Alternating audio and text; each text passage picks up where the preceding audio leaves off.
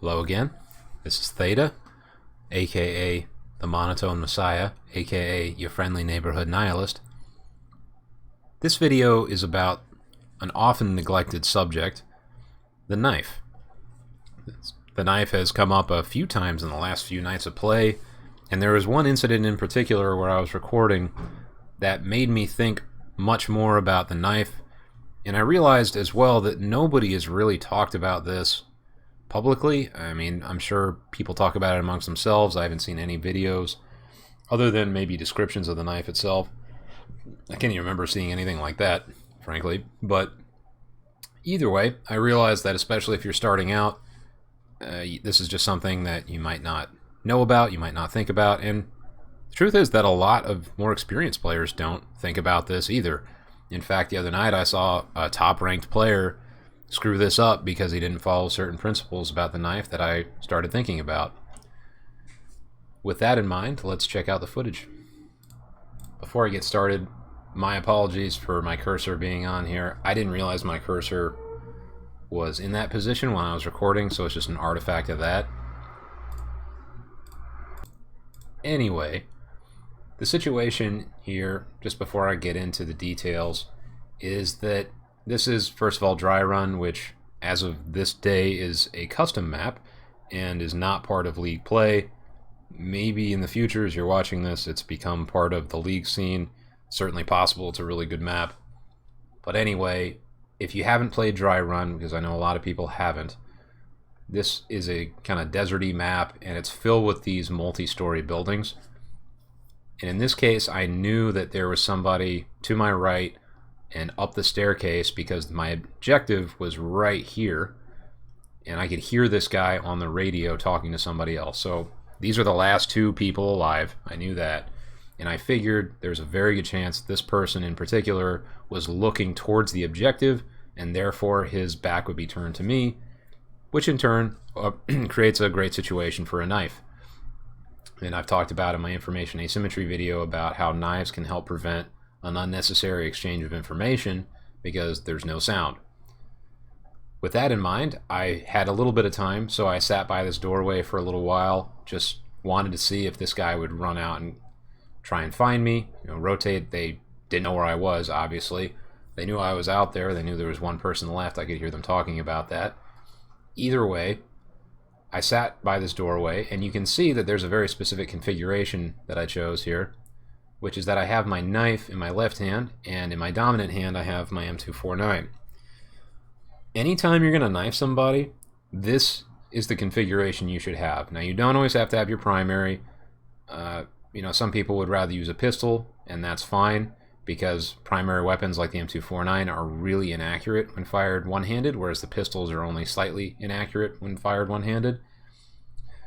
But the thinking remains the same regardless of which one you pick, which is if you go with just a knife in your hand, the problem is that if you're sneaking up on somebody, then there's a chance they could spin around, whether they hear you or just bad luck or whatever, and as they spin around, they're going to have a gun pointed at you.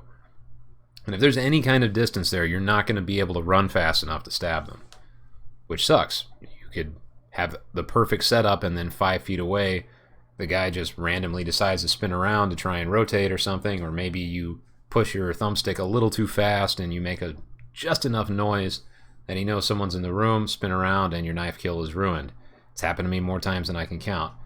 And because that's happened to me so many times, I really only do it this way. So, got the knife in my hand, primary here, and at this point, I'm just waiting to see if this guy will run down the staircase. Let's see what happens. So I'm sitting here, I can hear them, and I decide I'm just going to go up, especially there's a smoke grenade over there on the left. I come up. Okay, at this point, I knew this was a wide open knifing opportunity because he's looking away from me, they're focused on the objective, and there's a smoke grenade going off, distracting them, also giving some audio cover. So I come up, and then at this point, I stood up, and you can see I'm sprinting towards him. Again, this is why it's still a good idea to have the gun, because he's not fully turned away from me. You can see he's sort of angled, and if he turns even a little bit, and I don't have a gun in my hand, I'm in trouble. So I'm sprinting, stab him. And here's the problem. I'm still standing up. I'm not crouching, and I'm in an elevated position. So anybody looking through those windows is going to know I'm there. And that's exactly what happens. You can see the guy that killed me, his silhouette is right here. So what can we glean from that little exchange? The big piece is that if you are going to stab somebody, it's better to just sneak up on them. I got a little antsy and decided to sprint at him. It worked out to some degree, so it's hard to say that it was completely wrong. But in most cases, you're better off being patient, especially if you have the gun in your hand. I mean, you know, again, if that guy spun around, then great. I have my M249. I'm close enough to shoot him. It's really not a big deal. The other person's going to know where I am, which sucks, but I'm still alive. In this case, I really just wanted to stab this guy. I don't get many knife kills like most people. So I figured, hey, I'll just take the risk and run. But the big mistake I made was I didn't stay crouched. You know, I sprinted, I stabbed him, and then I just kind of stood there in the window, which is not a great idea because the objective is right there. So if you are going to creep on somebody and stab them, stay in stealth mode. Don't get excited and jump up like I did and sprint and cause all kinds of noise and then leave yourself open to getting refragged. Alright, so most of my videos have been pretty long lately. I'll keep this one short. Just as a quick overview, again, if you're going to knife, make sure that you have your knife in one hand and some sort of gun on the other.